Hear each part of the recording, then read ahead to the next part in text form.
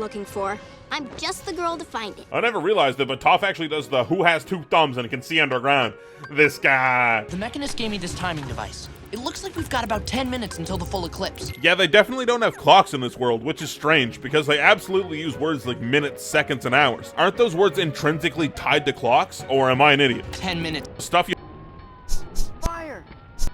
Well, I'm gonna nitpick the idea they used to get over this hallway of lava. Couldn't Aang or Toph just pull one of these moves and make a bridge pretty easily? I guess time is of the essence with 10 minutes to find the Fire Lord, but this seems like a pretty big gamble.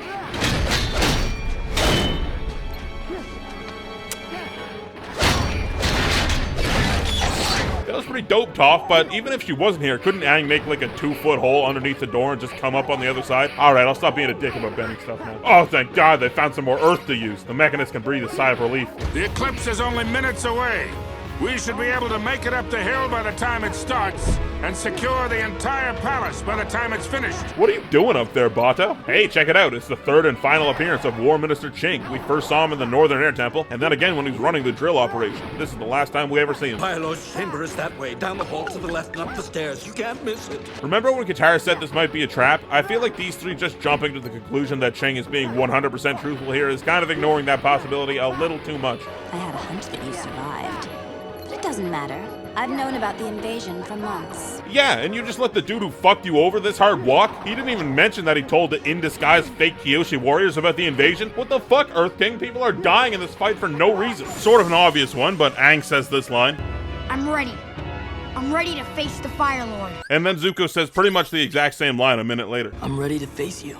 Actually never loses the staff. Banished me just for talking out of turn. I've been trying to write this point for a while now, and it's hard. Zuko really just lays it all out on the table, and it's really what both he and the audience are feeling, so it feels really good. Zuko finally says what we've all been thinking since the storm, that being that Ozai's a fucking lunatic and Zuko shouldn't be looking to impress him. So this scene successfully makes the audience feel like we're Zuko. He's saying what needs to be said, but at the same time we're pumped for Zuko because now he knows what needs to be said, and it's been a long journey getting there. It's very layered for a one-on-one conversation, and there's also the moment where Zuko finally gives Iroh his due respect, which of course feels even better. This is a very powerful and poignant moment of catharsis for Zuko, and I like the fact that he doesn't need to get something out of Ozai. He's come to say what he's gonna say, and he doesn't want Ozai to apologize or feel bad. Zuko's beyond that. He's above that, and that's exactly what we've wanted from Zuko all along. So to see him rise to this position after getting all that he wanted and realizing it's not what he thought it would be is an awesome beat in this character arc. Toph does a very similar hand motion in her battle against all of the wrestlers, but we don't actually get to see what it does, so it was probably this move. It turns out that the Dai Li kind of have a signature move as well, just like a lot of other characters. This is the second time we see them shoot huge pillars out of walls, specifically at Toph, weirdly.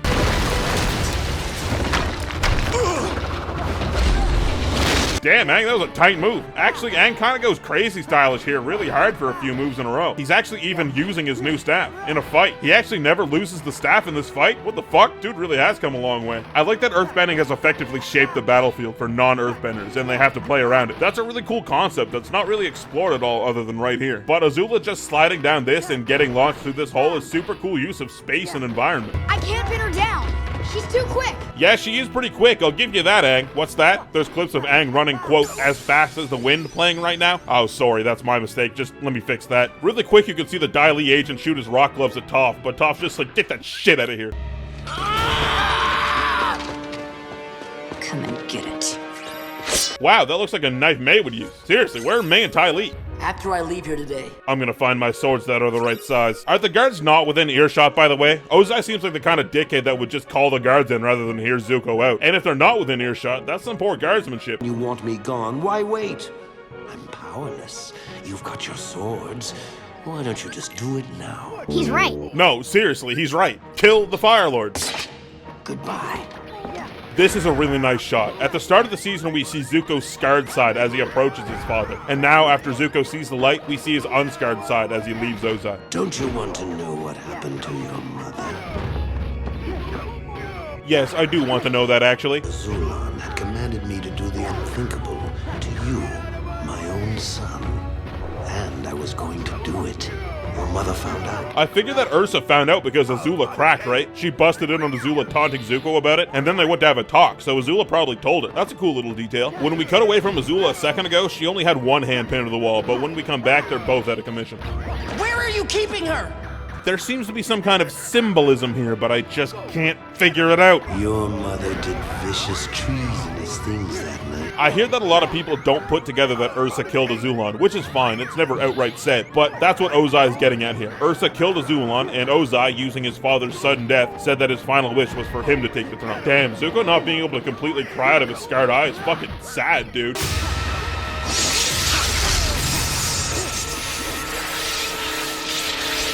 Zuko redirecting Ozai's lightning is the perfect climax of the scene. You were obviously thinking Zuko would eventually use the technique on Azula, since that's why he learned it, but they choose to surprise the viewer here. Hell, we didn't even know Ozai could use lightning at this point, so it's a huge surprise. And Zuko, using the technique that his loving father figure taught him to protect himself from his actual father, is just the cherry on top of this awesome conversation and scene. Chef's kiss, immaculate.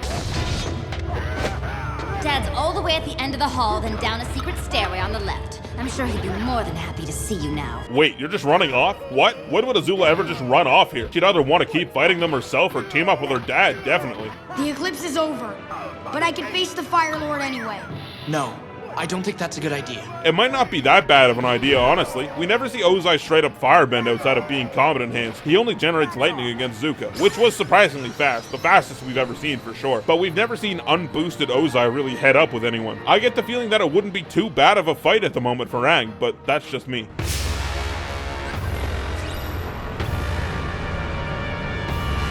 This is a pretty cool reveal. I like that they gave us the Mechanist reaction just to tip us off where the balloons came from, because they seriously haven't been hinted at since the end of this episode. So it's very surprising and very effective. Good job, show. The bigger airship seems to have the same face that Zhao's leading ship did when they went to the North Pole. My question is, what the hell is it supposed to be?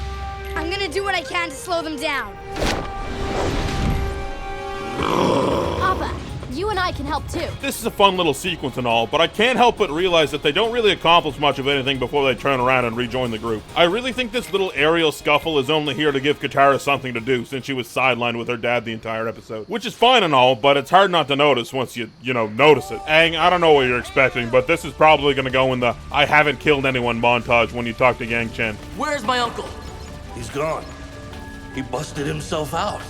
I've never seen anything like it. He was like a one-man army. Fuck yeah. In this shot, we see 3 swamp benders along with Hugh's seaweed kaiju, but in the following shots, it seems like only Do and Tho are there with him.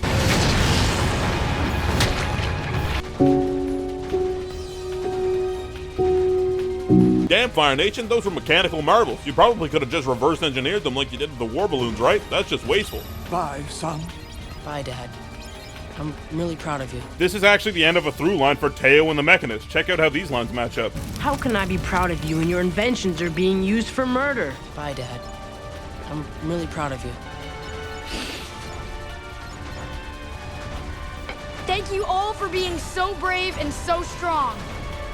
I'm gonna make this up to you. I really love this moment. This is Aang really standing up and taking responsibility for his shortcomings. Not like when he ran away and got stuck in the ice. Not like when he woke up and realized he lost Ba Sing Se. He looks his failure dead in the face and speaks to all these people and says, I'm gonna fix this. Like a man, like an adult. And that's what we've seen Aang do on this journey. Mature and come to terms with his role in the world. And this one moment encapsulates that idea perfectly. And Zuko being on their trail, harkening back to the old days when he was tracking them, but this time for an entirely different reason, is an awesome juxtaposed note to end on. So let's talk about this two-parter as a whole. It's awesome. I think you have to treat it as one long episode because it's really paced like one long episode. So despite the first episode being a little slower and less interesting, it really sets this one up to drive a ton of awesome moments home. It's got everything. The drama, comedy, and action everyone has come to expect out of Avatar. Balanced beautifully. Zuko and Ozai's conversation is of course a highlight of the episode. Such an amazing moment for Zuko to put all of his thoughts out there. Not just to Ozai, but for us as well. The Azula fight is fun as well. The animation and art is noticeably tighter in this episode, and both the Azula and the airship fight are really good examples of that. And my favorite part of the whole thing, they just lose. Straight up, there's no positive on the day for them. Their biggest advantage in the eclipse is gone forever. They've gotten nearly all of their allies captured, and Sozin's Comet isn't taking any pit stops on the way here. It frames the final 10 episodes as even more desperate and an uphill battle than the rest of the show already has been, which is hard to pull off since the gang has never not been the underdogs. So bravo to this two-parter, honestly. You can't ask for much more out of an episode of Avatar. Patron shoutouts, if you want to be 2 episodes ahead of the YouTube releases, you can support me on Patreon for just a few bucks. Link. Walking stinks. How do people go anywhere without a flying bison? Huh. The Duke appears in both episodes in which the gang walks rather than flying up. There are just as many gang walking in the Duke episodes as there are bloodbending episodes. Sorry guys, but Appa gets tired carrying all these people. How about you take off the 1 metric ton of armor he's got weighing him down? They're only +3 people and that armor has to weigh way more. Man, look, he can't even keep his tail from dragging on the ground. Help the dude out. Wow. It's amazing. This is a really cool design for a temple. Very original. Would have been hard to pull off building it though. Must have contracted some earthbenders for that one. Here's another statue of seemingly Yang Chen, best airbender in the world, necklace and everything. You should take some time to heal and rest. What else would I expect to hear from the laziest man in the Fire Nation? I'll fucking show you. So as this flashes back to present day, the background scenery is almost exactly the same, except there seems to be a lot more rock debris strewn around everywhere compared to when Zuko was here a few years ago. Did some shit go down here that we're not aware of? I wonder if there are any secret rooms. Let's go check it out. Here's the first of many hand-waving the B-team away moments. It's strange that they decided to include having them with the gang at all. They do actually nothing the entire time. I guess it would have been messed up if Hakoda said, you kids go, escape on Appa, but you other kids, you stay. You stay and come to prison. You guys go. I think